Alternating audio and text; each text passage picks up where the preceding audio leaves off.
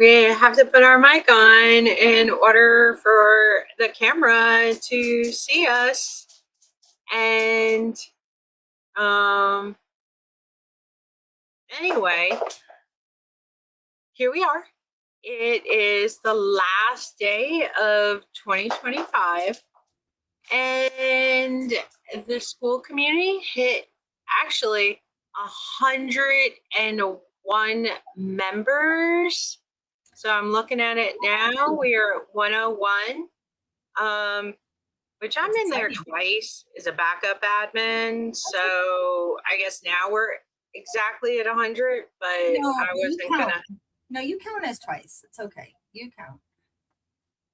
So that was super exciting. Happy New Year. How exciting. Happy New Year. Perfect timing for your goal to set off your 2026, right? Yes. So the night is not over. We have not hit midnight yet. So maybe we can get some more people in there. Yes. Maybe we can hit 120 or 150. No one ever said no to exceeding their goal.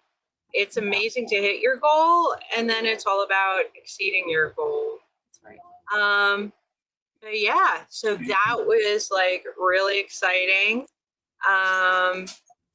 We kind of took some time off for Christmas, so I didn't talk about the gingerbread man party for my 50th birthday. That was pretty exciting. We didn't win, but I have some friends who are engineers, and their houses, whoa, Nelly. It was some exciting stuff there. So you had the big ginger man bread house party, right? For your 50th birthday. Did you wake up feeling thirsty the next morning? Was it that kind of party? No. It was quite family friendly. Oh, that's good. So, yes. That's good. I was just curious what I missed out on. I was like, because I really wanted to manage to get there, but that just didn't happen. But that's okay. Yes. It was smaller because, it was the Saturday before Christmas. Mm-hmm. But as my mom kept on reminding me when I kept on saying the Saturday before Christmas, she's like, Heather, you're Saturday's child. So I had to go through all of this when you were born, this Saturday before Christmas. That's funny. My husband was born on Thanksgiving, so yeah. And she had there were several. I think 4 out of 6 of her kids were all born on Thanksgiving. It's crazy. Wow. Yeah. I could be wrong, but this thing is sticking. The Velcro for my green screen is sticking to my shirt. Oh no. That's okay. Anyways, guess what I did the other day? Oh, tell me. I got hit by a deer in a rental car. I know. Yeah, it was good. He sideswiped you? I ran over him. He ran right in front. She ran right out in front of me, and I just before I knew it, I was like, oh my God. And then it was gone. It disappeared. And so I'm not really sure what happened to it, but the car had to go back to the car place. Yeah. Maybe you just kind of got it on the edge. No. You could see the dent on where my tire ran it over. I'm surprised that it didn't do more damage, but maybe it just ran off into the woods and had a sore leg. I don't know, but the front end of the car didn't fare so well. But that's what we have insurance for, right? And that's what we have hunting season for. So exactly. We don't have too many deer. Yeah. So, I got more deer than some of the hunters did this year. Yeah, my father-in-law, I think he got 3 in Michigan this year, and the last one he donated to a food bank. Very nice. Very nice. So, because I mean, it's just the deer population is out of control. There's no one that I have talked to. They're like, yeah, we have just the right amount of deer. And no, it's like there's too many. They're running into the cars, and so many. The name of our road is Deer Run, so they literally live like the mamas come and have the babies in my backyard because we're like at the end of the road. But this year there were so many, and the rut was really strong this year, and it's hard to explain like how you can really tell the difference. But the rut, I mean, it was crazy. I've never seen anything like it. We had bucks just like crazy. You could just see them every day for weeks, just chasing. Well, not weeks, probably a couple weeks, just chasing the doe. And when they're in that stride, they don't pay attention to anything else that's going on around them. They're just chasing. It's unfortunate. Like a dog in heat. It's what it is, pretty much. But it did. But it's okay. You know, it happens. It was my first time ever hitting a deer. I felt really bad. I mean, I've hit rabbits and squirrels, but not a deer. I think my most significant roadkill was a rabbit on Easter. Oh. It was like a big Arizona desert jackrabbit that just hopped, and those things are fast. It just hopped in the middle of the road. Arizona, we're going from Sierra Vista up to the airport in Tucson. And yeah, I think the speed limit down there is like 80. Oh, wow. And yeah, you just, life happens. Well, I'm kind of hoping like with some of the new AI technology that's coming, that maybe our sensors will be better and see like now when a car gets too close to you, it beeps. Yep. Like it would be amazing if the sensors told you, deer coming, slow down. You know, that's funny that you said that because the car that I'm renting, of course, does have sensors, and it beeps about, well, the car I was renting has, I mean, the sensors are insane. And it kind of gets on my nerves sometimes because I'm like, he's not even close. So they should be able to do that because they beep when the car is way far away. I didn't even, like, it was still like kind of dark out, so I didn't see anything. And I'm always looking, but it's okay. And it's possum season right now too, or something, because there's possums everywhere. The other day I don't know how many possums I've hit over the years, a lot because they're crazy. But there was like a family of them the other day crossing the road, like 5 in a row. When I was like, what is happening? I don't know. It's just crazy wildlife up here, which I don't mind. That's why I love it up here. But I don't like running them over. It makes me sad. So hopefully we will come up with solutions to that. Yes. But some of the other things I wanted to talk about was in the comments, you're going to see a link for gnomes, and that is for a really good interesting project I'm participating in with a bunch of other business owners that you can get introduced to their work. So whether it's on Facebook? No, it's on a web page. You just go to the web page and you say, oh, I'm interested in this ebook. I'm interested in this PDF. I'm interested in this video or this journal or this one-on-one call, whatever it is. And you click it and it downloads. Now, where are you going to put that link at?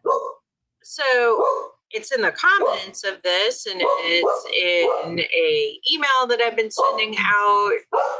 And yeah, I basically have been sharing it everywhere, and the business owners get together as a little collective and they share it out.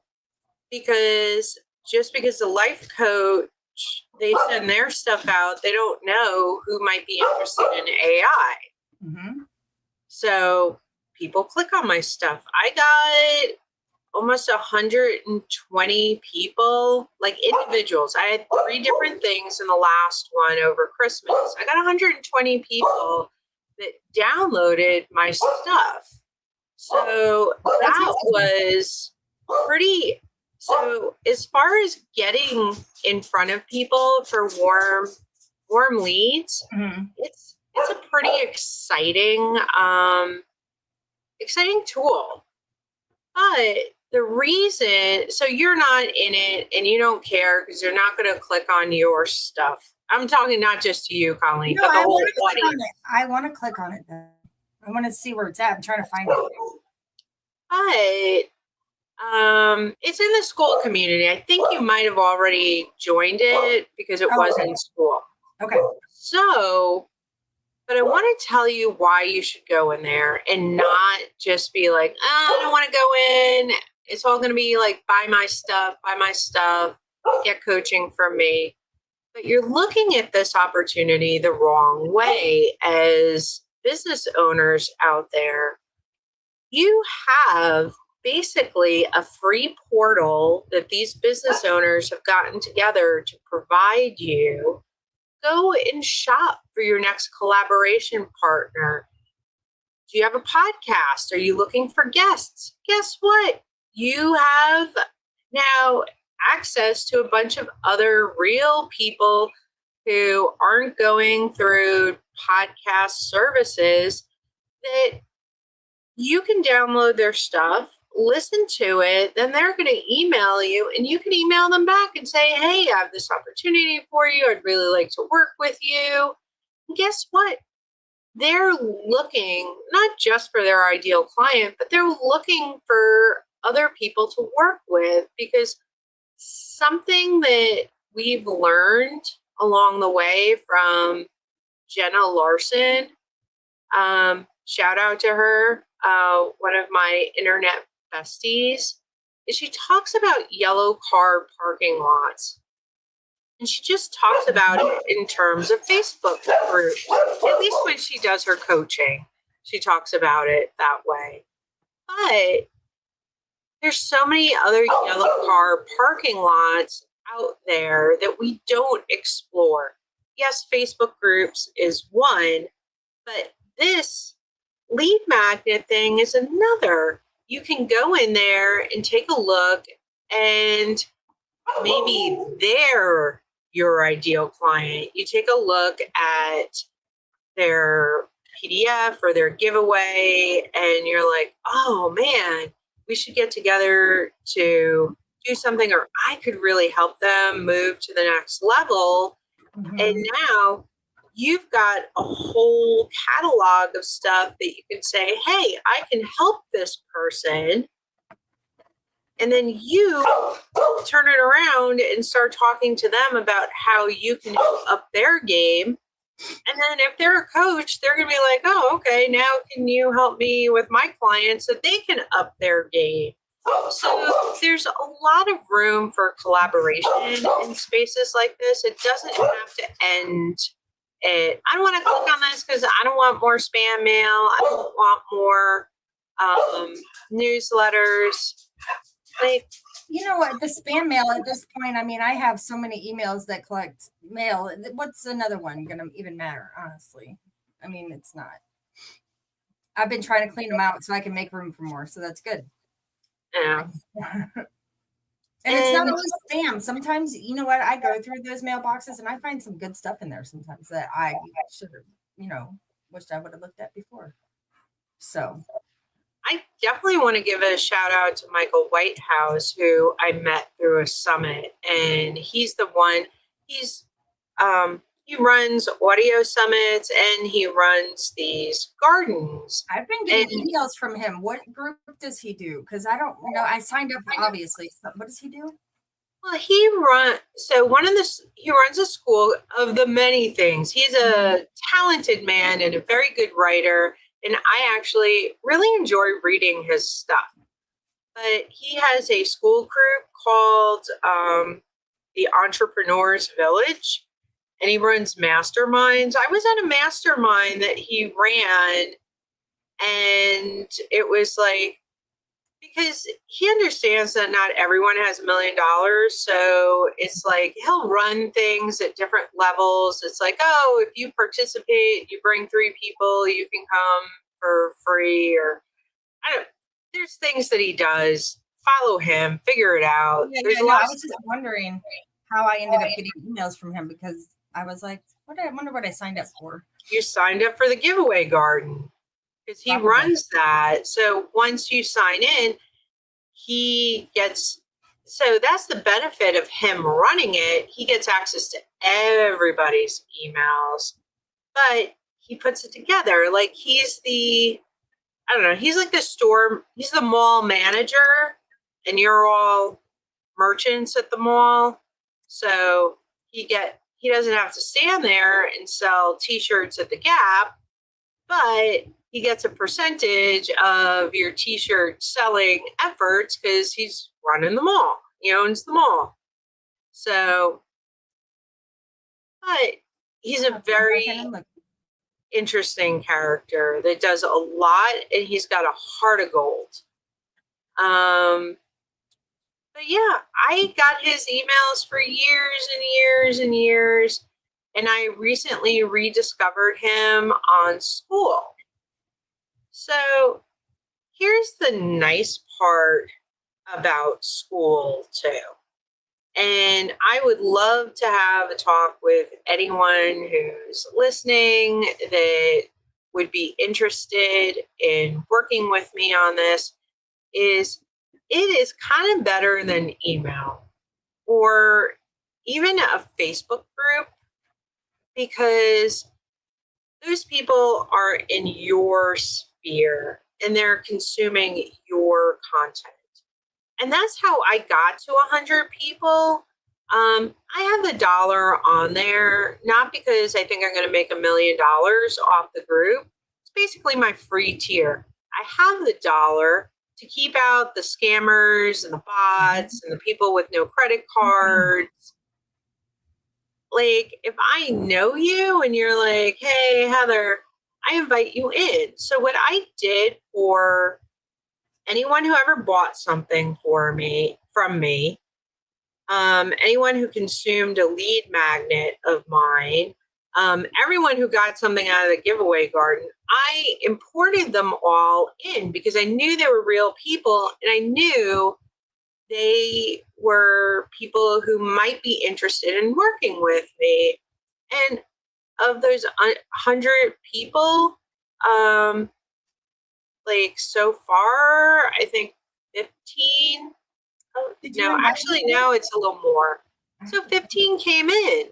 So that's like 15 new opt-ins to an email list.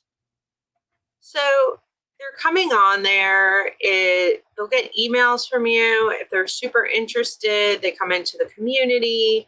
They're not bombarded with ads like on Facebook or, oh my goodness, I was watching someone's YouTube channel the other day and I couldn't follow him because every like 5 minutes there was another commercial, which is great for his. Sometimes. Yeah, it's great for him that he's getting paid. But me, as someone who's watching his content, that's like deciding maybe I want to work with them some more and what makes sense. It's disruptive. It doesn't help the journey of the customer at all because they get lost. And a lot of times they place advertisers for the same exact thing. Yep. Their commercial is better than your stream or your video. Guess what? Off they go to somebody else. And you know what? I feel nurture because I know if you don't watch the videos, they don't get paid as much. Mm-hmm. And it's so like I skip them a lot. But if it's somebody that I follow that I really like, I'll skip them while I'm watching. But then I'll turn it on while I go to sleep and just let it play throughout the commercials. I don't know. I don't know if that counts or not, but I got to do something. Yeah. So no, You're right, 100% about that, because they do place ads on for people that are doing the same thing as you, and it's kind of like, yeah. So you want to keep them in your space. You don't want them going someplace else. And that's what Skool allows you to do. And for everyone that has paid for internet ads, whether it's Google, whether it's Facebook, Meta, at a minimum, you are spending $900 or $100 a week. Skool, on the other hand, is either $9 a month or $99 a month. So yeah, you're paying them, they're not paying you, but it's a better container for your customer journey to get them to opt in, to watch your stuff. Now, the people who use Loom on there in their classrooms, I'm a big podcast listener type of person. So I want to be able to put your video on in the car and press play and listen to whatever your content is. If you put your Loom video in there, it's impossible because it's all set to mute when it starts. And on your phone, trying to unpress. Well, I figured out if you turn your phone the other way, it's a little bit easier to unmute. But if you've got your phone portrait and it's like this and trying to press that unmute button, it fast forwards and then it doesn't unmute. You can't, it's a nightmare. Well, it's also when you're CarPlay these days and all the stupid rules they have. They won't even put it over your hands free. If you touch your phone, it all goes away. So if it's muted, then yeah. So that's the other part too. You can get a ticket. So definitely, if you're putting stuff on there, Loom, not very customer friendly. And it's not that easy to use. They say it's easy, but every time I get on there, it's just like, I don't know. It just takes a minute to get it set up. Yeah. The other thing I'm working on is I enjoyed Michael's gift garden so much. I decided, because he vibe coded it, he's another like computer person as well, even though he does a lot of marketing. So he's like, I have this crazy idea, and he put it together. I'm like, I love your crazy idea. Can I make any improvements to it? So when I finally get it up and running, I'm definitely gonna, because it's his idea, but there's only so many people he can service with his ideas. So this is going to benefit him in two ways. I'm going to give him the code so he can have the pretty version if he wants a pretty version. But I'm sure he's got some stuff hooked, his version in the background. The other thing is if he's like, oh, Heather, can you put this together for me? And he takes something off the top and he's getting so popular, he now knows that he's got a reliable partner that can code it up for him and get it delivered. So, but with a lot of these things, once you create them, it's one and done. Once the code's written, unless something breaks, and something always does break when it comes to code, believe me. That's why we have so many different outages. My brain breaks every time you talk about code because I don't understand it. Yeah. So it's not that hard. It's just something that I just don't get. So I don't know. It's a whole different language. Yeah. Of brackets and so, but I've been using AI to learn, and I don't know how to do it, but it's like a tutor. It says, open this, paste this here. This is what's wrong. This is what this error code means. So having the AI being a teacher, and that's what I'm interested in doing. I'm sure there's people, well, I don't know who's listening or who will listen, or if anyone will listen past the dead deer stories, who knows? I'm sorry. I Um, couldn't help it. I couldn't help it because I realized I didn't tell you yet, and I guess I should have saved it. So I'm sorry, guys. is It's life. But what do you want to learn? What do you want to have a tutor for that you're like, like a tutor, you got to dedicate, oh, I'm going to spend this much time, I'm going to go to a class, blah, blah, blah. But what if you only have like 9 o'clock at night? Who's going to tutor you in Greek at 9 o'clock? And a lot of people who I know who were doing Duolingo, they've moved over to AI now because it's a better tutor, because it's personalized. It knows where you are on your learning journey. It caters to you, it caters to your interests. Like, what if you want to learn, I don't know, Greek for business instead of Greek for cooking?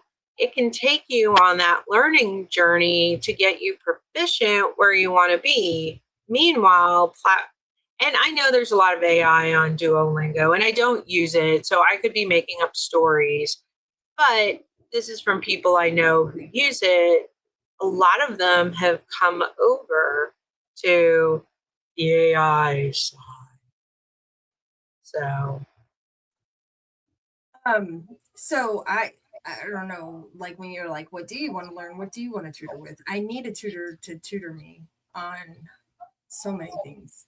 But sometimes I feel like when I try to use the AI, it just gets like it gets so far ahead of me and I just get lost. And then I tell it like, look, you're way out of my league here.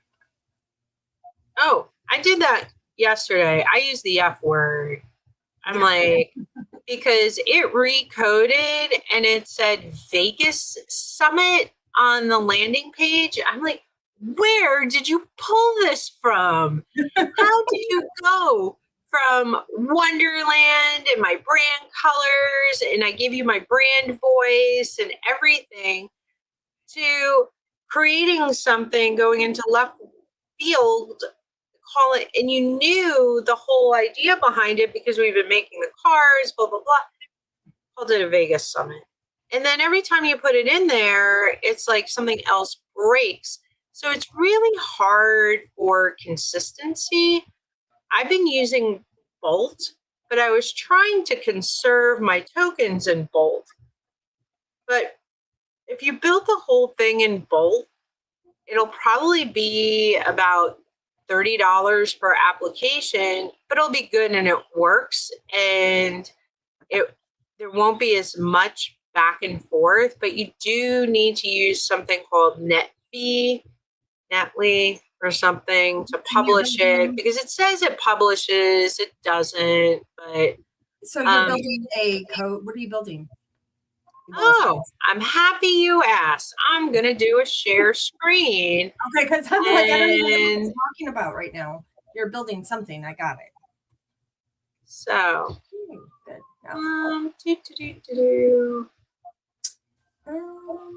So, window. From the window to the door, to the window. To the wall. To the wall. It's not quite up yet. Oh, now I see it. Okay, so this is what I'm coding. So I'm going to log out, sign out. So then, or maybe I'll create a new account so you guys get the full feel.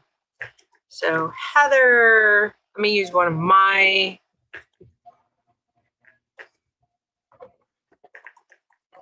emails so I can hopefully fix something later if it does go wrong. Create account. No, don't save it.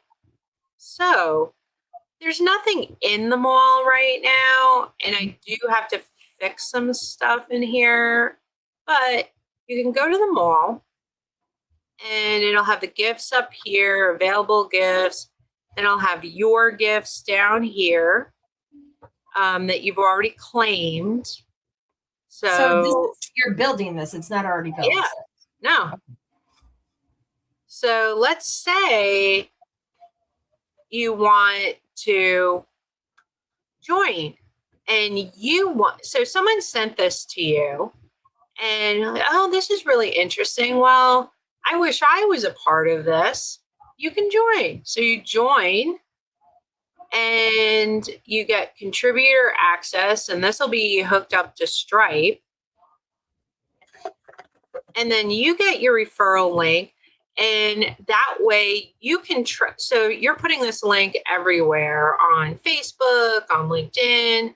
So as people see about this, they come in and they're tracked back to you. So that way you know who came in through your code, but you're also going to see everyone who claimed your gift and everyone who looked at your gift. So everybody gets to put a gift in there? Yeah, so everyone puts their own thing in there. So here you can create your gift. So you put your title, a short description. So what are we going to call it? A test. So it could be a PDF or it could be... Yeah. Okay. Go home. Test 31. So then it's always got to be a URL because I'm not storing your big files for you. So you just put your PDF in your Google Drive and have that as read only and share it. Anyone with a link. So that's funny. You knew my question before I even asked it.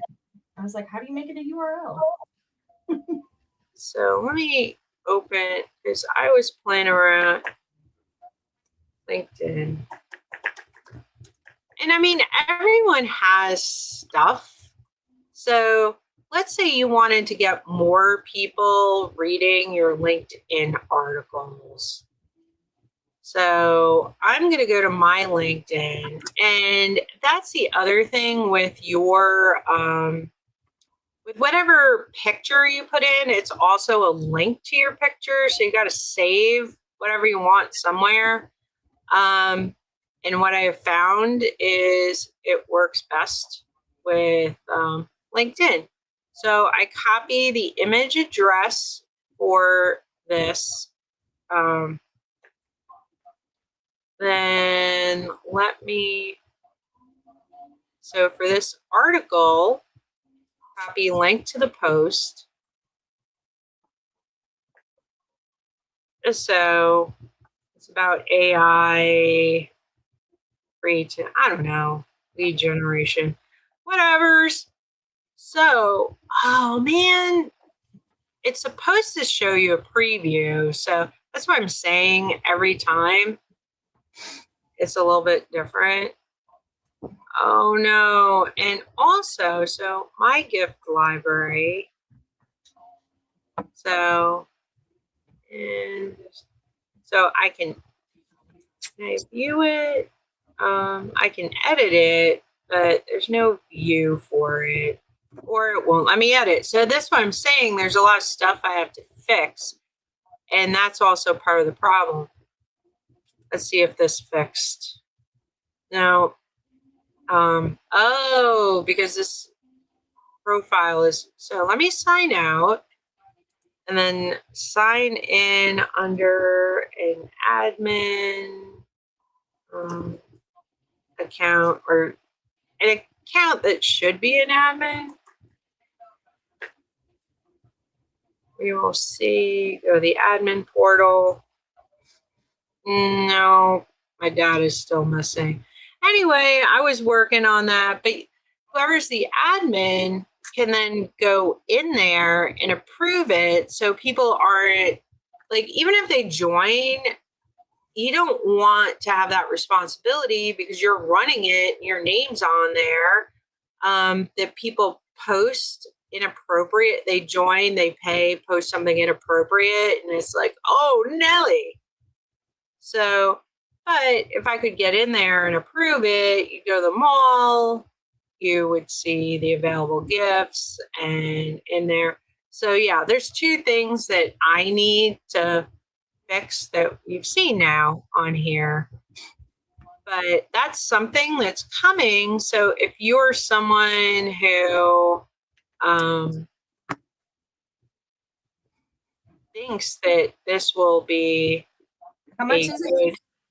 I haven't decided on a price yet, but it'll be a collaboration that you pay once and you can put as many gifts in there as you want. And everyone who clicks on your gift, you get their email. So you get the emails of the people who signed up using your invite link, and anyone like Colleen, let's say you invited Bob. Mm-hmm. I don't know Bob from a hole in the wall, but Bob downloaded my article, and I'm also going to get Bob's email. So if you do email marketing and you're afraid of doing cold email marketing, this is a great way to grow your email list. Yeah. So, and once it really starts working, what I'm gonna do is it won't be password anymore. It will be magic link, because what that does is it forces, then they can't put in a fake email, because in order to get in, they got to get an email with a magic link to come in. So that protects everyone's investment of their time, because they put in a lot of time creating whatever they created for this, and their investment for being part of it with financially, it's like, it'd be like Facebook charging you for leads, and they don't run an email verifier over the leads, and a bunch of people clicked on your stuff and they got it, but they put in a fake email. Yeah, I'm not going to say that people don't have throwaway emails for this. They absolutely But they do, but they have ones that they still check. I have throwaway emails, but I still check them. They're not throwaway. They're just like for my stuff that's not like 100% important. Right. So I still check them regularly, because like I said, sometimes I forget, like I won't go in and check them for a while, and I'll be like, ooh, and there's some good stuff in there. It's where I put all my surveys that I do for money, like all that kind of stuff. So, but this is something that Michael did back in December, and it worked so well. I'm like, I want to start running these too.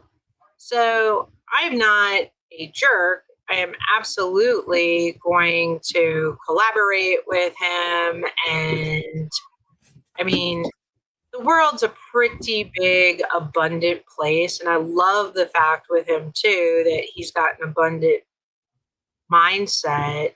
So he'd be like, yeah, sure, collaboration. He actually wrote a pretty cool email the other day about people stealing your stuff from the internet. And his whole theory was pretty interesting, like two different ways. The first way was there's nothing original. And he's a pretty religious guy. So it was, there's nothing original because the universe was created by the creator and they created it. You just happen to be a vessel that received that message. But in the scheme of things, we all go to school to learn.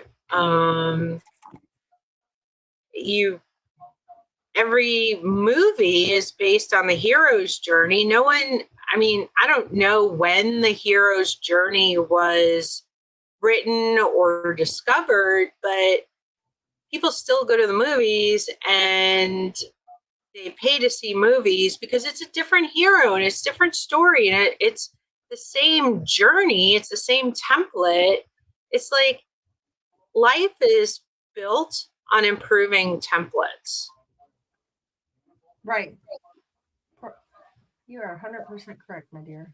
So I really liked his view on it. And he's like, yeah, give the other person credit. And you know what? If you do a better job, share it back with them and give them the credit that they deserve. Sort of like when you write a paper, you kind of cite the original owner. So I that always thought that was kind of the way anyway. I mean, everybody steals everybody's stuff. That's why things go viral, is because people take things from other people. And that, I mean, am I wrong? Absolutely not. That's what they teach you in all these social media classes, that you take a look at what's currently going viral and then you tweak it with your message, with your je ne sais quoi. Yeah. And yeah, that's what happens. Your stuff is then out there going viral. I didn't realize my camera was off. Oh, look at that. But it's a formula. Everything is a formula. So we have someone watching somewhere, and I don't think it's on YouTube. So I'm like, I wonder if someone's watching us on live. And I have no idea. Is it in Facebook? Well, there's no one on Facebook, but it's, oh, you know what? It is on Facebook, because I'm looking at Facebook and it says 1. So it is definite. I'm like, oh, there's someone, but it's Facebook. So I'm like, oh, I wonder if there's someone on YouTube, but I have no idea how to see, because I'm like, oh, I wonder if there's someone on YouTube commenting or saying something. How do I find my live? From my channel. Oh, that's my history. You would think that I would know how to do this at this point, but oh, I see us. We're live. I'm clicking. I'm looking. Close. No, there's. Oh, now there's one person here, but I think it's me. That's funny. I'll send me a love. Yay! Are you doing anything tonight? Yeah, I have a friend's house that I'm going over to. So just a little house party where actually, that's why I definitely have to wrap this up at 4:30, is I got to make a little appetizer, take the dog out, because we are celebrating East Coast New Year's Eve, because nobody wants to stay up till midnight. And fun fact, Hawaii is the second to last place to change time, because we're the last. I think there's one more time zone left after Hawaii before you hit the international date line. My friends in New Zealand are like, what? You're still in 2025 and it's daylight? I'm like, yep. My nephew lives in Australia, so he's like a whole day ahead of us. Yep, them too. So everyone in Asia is like, come on, hurry up, catch up. You can do this. Funny. Are you gonna watch Ryan Seacrest or whoever does the ball drop? Is that who's doing it? I don't remember. I think they have a TV at their place. So I think they have. People out here don't have TVs. They're like, that would die without my. I mean, I don't watch it all the time, but I like to have the noise in the background. I don't know. Honestly, over the past year, I don't watch it. Watching I used to be addicted to all these different shows and more invested in the lives of the different characters than my own life, which is a little bit of a problem. No, I don't watch TV. Like, I watch YouTube. We cut the cord years ago, which is amazing because that was $150 a month that we were spending to watch TV or more. And I was like, this doesn't make any sense. I just pay for my Amazon Prime, and me and my daughter split Amazon Prime. She pays for Hulu, and I used her Hulu. She uses my Amazon Prime, and we're good. So it's we can watch whatever we want on YouTube. Everything. There's everything on YouTube. I mean, almost nothing you can't find. So I just don't. I think that DirecTV will be going out of business someday. If you ask me, like all them big companies, they're not going to make it. There's no way. Well, I think especially, well, here's a shout out to my friend Karen, who's in the Skool community. There's a company out there that has started something that's, I don't know, YouTube adjacent, we'll call it. Kind of like their own cable channel, but it's only on Fire TV and Roku. But you can also get on your phone. They have an app, and you basically can create your own channel on there. And as long as you can get the viewers on there, you're instantly monetized because they already have advertisers on there. I have so that's called. It's a really interesting concept. And she's like working to get it off the ground with the guy. I don't know if he's the guy who started it or he's part of it or how it works, but he's had some challenges. So I'm kind of hoping in 2026 is the year that I get my own TV channel. Heck yeah. And you know what? It's not the one that you shared with me a while back, is it? There was something. I think it is. Yeah. I want to say it's called Q Vision, but like that. It's better to go through someone who's managing a bunch of channels than to try and navigate it on your own. And it's not that much of a difference. I mean, if you're the kind of person that wants to manage, like be the manager for a bunch of channels, then you can definitely talk to whoever you started with. Because there is some commission split there. And the very first person, it's kind of like SaaS for TV. So someone buys it and then they give you so much. But how it's structured is the ad pays for a lot of it. So they don't have to charge you as the creator, sort of like they don't charge you on YouTube. But there isn't, the way they do their commercials on there, it's at the beginning and end of whatever you're talking about. Right. So it's not in the middle and you don't lose whatever it is.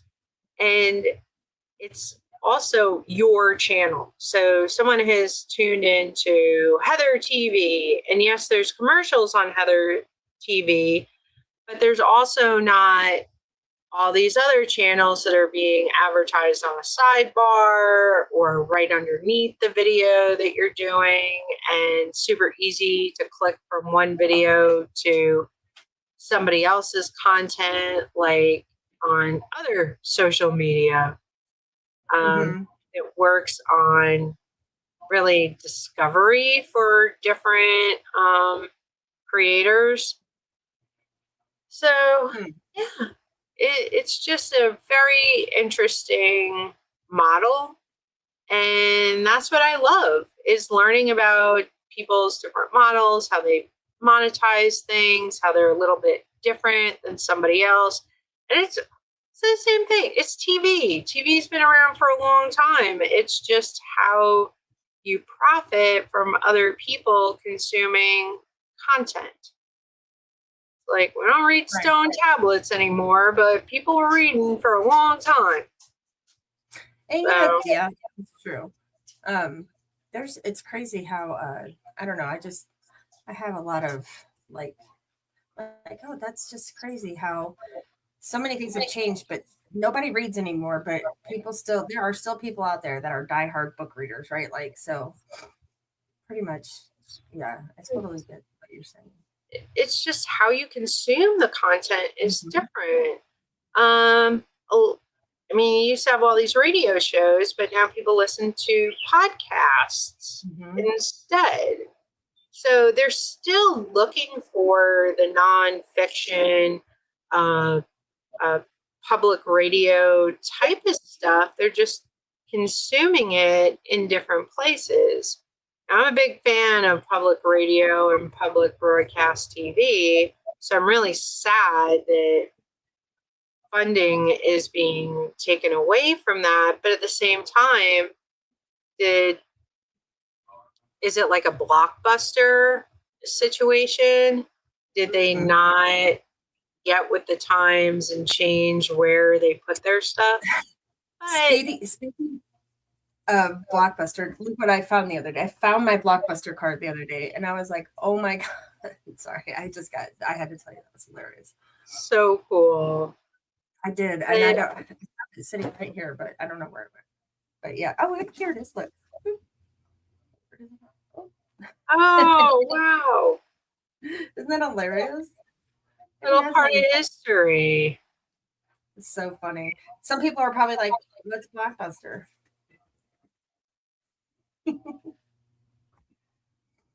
So yeah, as much as things change, they stay the same.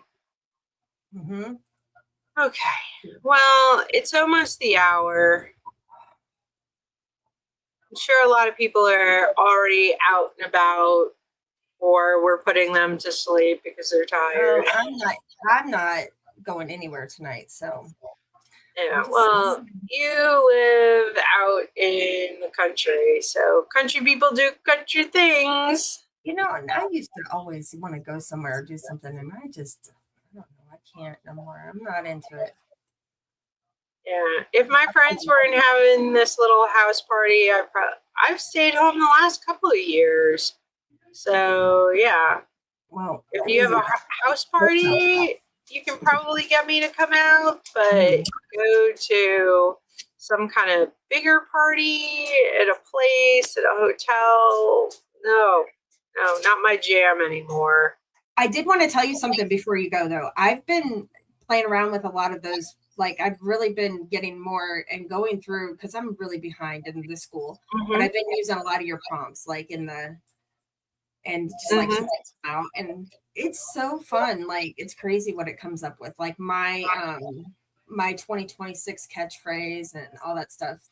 And I've been having a lot of fun with it. So thank you for putting all that work into it, because it's some good stuff in there. I really appreciate it. Like, I've come across some really cool stuff. So it's fun. I just wanted to let you know I've actually been in there utilizing it. Well, I had that emoji link in there that I think a lot of people loved. Can you download that, or how does that work? Do you add your own emojis? Can you take emojis? I haven't really I did look at it the other day, and I was like, oh, there's some spicy ones in there. So all you do is click on it, and it copies the emoji so you can use it anywhere. As far as uploading them, I don't know. I haven't that said add an emoji. I thought it said that you could add one. I don't know. I'm sure you can. I just haven't done it. And my word or catchphrase for 2026 is trust your gut. Your gut says no, because I've been doing a lot of stuff with human design lately.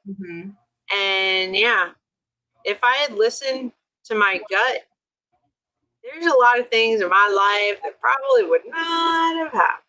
I won't tell you what mine is. Mine. There was like 3 that I had a hard time choosing between. One of them was build bold or something like that. Ooh, I like that. And it was, and then, you know, let me tell you something. I had a whole therapy session with my ChatGPT the other night, and it really did help. It was just like, because I just dumped it all out, because some people don't want to hear all the shit I have to say.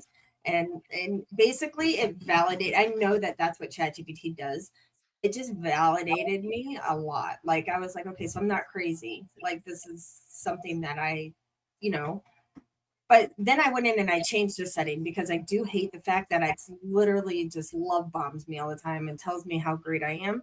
And I'm like, listen, I don't like this. And it was like, oh, well, you could just say and remind me before every session, even if you change the thing, it says if you remind it before every session, like that you don't want it said you don't, oh my God, an advisor. You want to put it, you want to tell it to be in advisor mode. And that way it will be straightforward with you and not tell you everything's great when in fact maybe it's not, right? Like, So tip, if you go into your settings in ChatGPT, you can also put it in your master prompt. Always act as an advisor. That way you don't have to. I did that, but I still feel like it doesn't always do that. But maybe I didn't put it in the right spot. And you know, I have so many different Chrome profiles. I never know which one I'm actually logging on to. So, oh, there's that too. Well, that's a whole nother Colleenism. well, so. I thought because they were synced that they would all be the same, like together, but they're not. Oh, the fireworks are starting. Well, y'all have a great Happy New Year, Heather. It was always good to see you. Happy New Year. Please play my song, please. Bye. Lights are shining everywhere. Feel the rhythm in the air. Hearts are beating, feel the vibe. Get on up, it's time to jive. I'm so excited.